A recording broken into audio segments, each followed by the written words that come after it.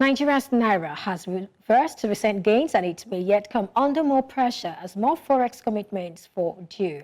Razia Khan, chief economist for Africa and the Middle East at Standard Chartered, estimates that $1.3 billion in Naira futures will mature at the end of this month, weighing on market sentiment.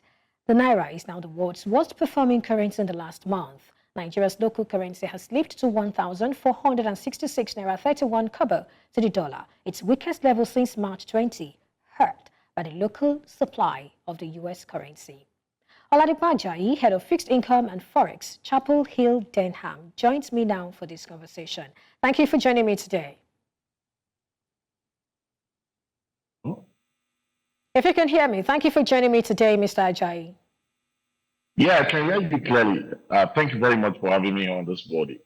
All right. Well, some have actually blamed the latest reversal of gains on pressure and demand for the greenback, even as international students are also paying school fees. I mean, talk to us about this. Do you share the same sentiment? And what more do you blame for this? Well, I think basically the main reasons behind the reversal of gain is basically the demand for dollars, and some of these demands could be attributed to pending obligations on manufacturing companies or repatriation of funds by some of these foreign investors that have been in the market for a long time. And that we've come to also understand that some of them are actually testing the system currently to be sure that it will be easy for them to actually move their funds out. And we've seen some of them in the equity market actually selling down some of their stocks to actually move on offshore. So basically, these are some of the things that actually putting pressure on the market. And just like what you actually alluded to, it's a season of school fees and that we know there's no window actually catering for these obligations as we speak. The central bank has actually saddled the BDC with the responsibility to actually cater for the visible arm of the demand segment.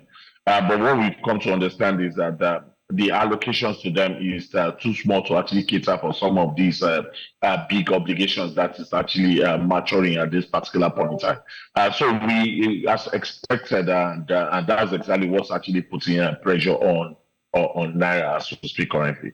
All right, so are there quick fixes or have we sort of exhausted every one of them?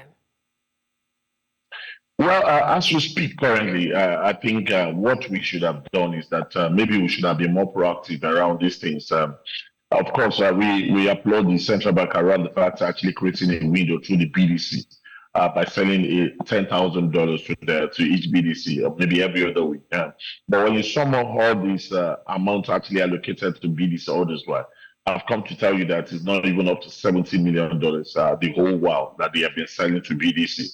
When you compare that to the demand that's currently on the table, of course, it shows that the demand extremely outweigh the supply that we are currently seeing into the market. And on the part of central bank, they've been able to actually open up the market by operating more like a managed floating system where Naira actually can find its level, sellers can actually come to the market. But there are a lot of factors that's actually impeding inflows of funds into our market as we speak currently. We have issues on the part of the Fed. The Fed is not totally dovish as we speak currently. So the expectation that there will soon be, we'll start seeing more like a capital reversal into our economy is not currently happening as we speak. Of course, Nigeria is currently ready to actually absorb some of these funds. But what is happening in global market has not actually give room for to start seeing some of these funds actually creep into our market. So these are some of the things that are actually affecting. And like I said, central bank, the supply to the market is not enough. Although they've opened the market where a willing seller, a willing buyer can actually meet, and also the central bank has removed every impediment that can be more like an obstruction to actually for sellers to actually want to come to the market. Because when you compare this time to where we were before, when official market is more like a static market where our prices are pegged, you tend to see foreign exporters actually moving their funds through the back door to the parallel market, which is a non-official market, to actually get to sell. But where we are currently, it means that exporter can sell directly into the market. And so these are some of the things that central bank has put in place to ensure that we get stability. But as you speak, the supply into the market is not as big as the demand we are currently seeing. So it means that the central bank had to actually liaise with fiscal policy. That we all know it is not the responsibility of central bank to actually generate effects. Their own duty is to actually manage effects. So it simply means that the fiscal policy guy needs to actually roll up the sleeve more and ensure to look at ways to actually continue to actually attract foreign inflow to the market and also improve effect. All right, thank you, Oladipo. I was just going to say that's a good one because I wanted to also ask you about, the Fiscal Authority, what they are doing. Talk to us. What sectors do you think? Yeah, if you can hear me, I was saying thank you for talking about the Fiscal Authority because I was about asking you about that particular authority. So what more do you think the Fiscal Authority should be doing? Do you even think the Fiscal Authority is doing well enough? And what sectors should we be looking at? Mr. Oladipo, can you hear me? Can you confirm if you can hear me? Yeah, I can hear you. I can hear you. Did you hear my question? So, yeah. The sector that I think we need to actually focus on basically currently is the oil and gas sector. Between you and I, that is the low-hanging fruit. The other sector is something that you will say, it's going to be more like medium to long-term solution. But if we want the immediate solution, I think the oil and gas sector is actually one that's actually portend that opportunity to us. Currently, we'll be seeing more of most of these IOCs actually planning to leave our climb. And what's so annoying is that you see some of them leave Nigeria and move to Angola, and it tells you that there's something we are not doing right in that sector in terms of policy, in terms of attractions into that sector. And I think the big thing around is more of insecurity in that sector because as we speak currently in Nigeria, we are not actually meeting our quota. If we go about by the initial allowance that we're given by OPEC, where we're supposed to produce north of 1.7 million barrels per day. As we speak, we are averaging around 1.4 million barrels. So it simply means that on a daily basis, we are leaving about 300,000 barrels on the table. The government needs to attract investment in that sector for us to actually ensure that we meet our quota on a daily basis. Imagine that we are producing to capacity as we speak. Imagine that we are enjoying the high oil prices in the market. And as we speak, I think the government would have had more muscle to actually meet the demand in the market. So as much as we are looking at the low-hanging fruit, which is more like the oil and gas sector, by bringing policy that will attract investors, bringing policy that will attract new investment into that sector. We also need to now look at other ways to diversify that sector. What comes to mind in the mining sector is more like, for me, it's going to be the big gold in the years to come.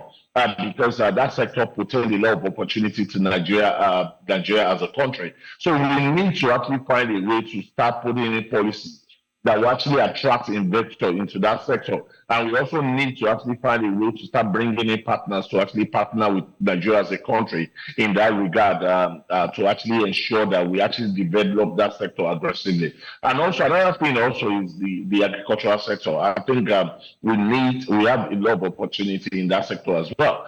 Most of what we've been doing to me is more like subsistence farming, where what you do is what you consume. We need to actually up our game. We need to actually find a way to actually increase production and also help farmers to actually increase production. And not only increase the production, but the quality of the output is also very, very important. And that's the function of the seed that we actually put in the ground. So the government needs to work with farmers to ensure that the level of seed or the quality of seed that is being sown by farmers, they are actually top notch or top grade. So that at the end of the day, when we are getting output, the output are quality output that can actually meet any international standard. And also, I also think that the Port Authority, government needs to actually do something around our Port Authority because it's very, very, it saddens when you understand that sometimes it takes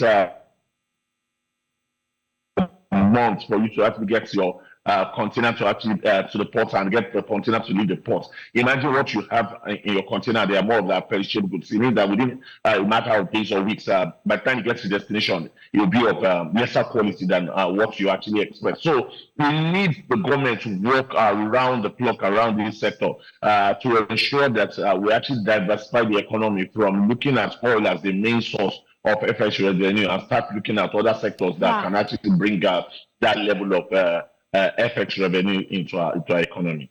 Right, let's dive right into this particular one. Economist Razia Khan expressed fears that an estimated $1.3 billion in Naira futures will mature at the end of this month. Does this bother you also? Well, of course, then when you see a Naira future maturing at a particular point in time, what it means is that at maturity, some of these funds will come back to the market looking for ways to actually buy dollars to actually meet some of those obligations. And some of these features that are maturing could also be from foreign investors that are actually invested in an economy, also looking at maturity to actually take their funds out of the economy. I think what the central bank needs to do is to actually find a way to actually prepare themselves around these obligations as I went due. And aside all that, also, I think another thing that central bank has in their sleeve is to ensure that they attract cheap securities that can actually get most of those guys to actually put their fund into these investments rather than actually looking at actually outflow these funds out of the market. If you look at on last week Monday, the central bank was in the market to actually issue automobiles. And they issued the OMOB at 21.5%, an effective yield of over 27%. And these are some of the things that can actually get to actually hold some of these funds in our market in Naira rather than putting pressure on the dollars. Well, this reminds one of JP Morgan's claim about Nigeria's forex reserves and Fitch's claim that approximately 30% of Nigeria's external reserves are constituted by foreign exchange bank swaps. What are the implications of this? Do you share the same sentiment also? Yeah, for me, I think one thing about it is that we all know that what we see on CBN's website is not totality of a net reserve. Of course, we come to understand that there's some encumbrances on that reserve. Some of these are some of these obligations that will fall due. So for me, I think that the central bank has the power to actually meet some of these obligations. These are things are not things that just coming up suddenly. They are things that the central bank is so much aware of. Even when the current governor, central bank governor, is actually coming in. Of course, he actually is actually aware of some of the obligations, and I expect them to prepare for some of these obligations. So for me, I agree that our current reserve is not as much as 32 billion that we are currently actually portraying, and know very well that is short of that. But one thing about the reserve is that, which I also agree with, is that until when those obligations crystallizes, you will continue to report the reserve in fullness of the reserve without actually considering those obligations that is maturing. Of course, at the maturity of this obligation, we expect them to actually reduce the reserve. And I won't be surprised if these are some of the reasons why we saw that huge drop from north of 34 billion to around 32 billion that actually we clamored for, because we know very well that a lot of obligations are actually on the reserve. And I think the central bank also is very much aware of that and working around to ensure that they are meeting those obligations as I went due. Okay, well, the Naira is now the world's worst performing currency in the last month. Do you see the CBN being under pressure to sort of keep raising interest rates as a result of this? Well, this thing is two-sided, because we can't continue to raise interest rates just in the because it gets to a level that will not be counterproductive. Of course, we understand that sometimes the monetary policy guys also need to tidy up their own side of the game. The current inflationary pressure that we are talking about is not a function of only demand push. Is there's also a big element of the cost push that's actually affecting the current inflationary pressure. So we can't continue to raise rates as a way to actually curtail that. We've seen the central bank being very, very aggressive in their policy making in the last 4 months. And as we speak now, we can conveniently confirm that the level of liquidity in the market has most time has always been negative. And as a result, we've been seeing OPR and overnight trading over 30%. So the central bank, for their part, they have been ensuring that there's not much liquidity in the system. So raising rates, of course, is just for a way to actually increase interest rate, which one way or the other will also increase the level of return to investors, which will continue to actually attract investors into the market. But for me, it's how much rate hike would we continue to actually have until when we get a level where we will stop. I don't think that we have a big headroom, more than like 100 basis points from where we are currently, because when interest rates is going above that level, we understand what will be the impact on companies. As we speak, banks are lending to companies at not of 30%. And imagine you borrowing over 30% from the bank. What kind of business do you actually want to put the fund to that will generate that level of return for you, that will cushion the effects of the cost of borrowing? So I think that the central bank also needs to look at the fact that there's also a lag effect of some of these policies that they have done in the past, so that we will continue to load the market and with rates high. So for me, I don't think we have more than 100 basis points headroom. Okay, that's good. I think we've noted that we don't have the headroom to accommodate more than 100 basis points. Thank you, Oladipo Ajayi, Head of Fixed Income and Forex, Chapel Hill Denham. Thank you. You're welcome.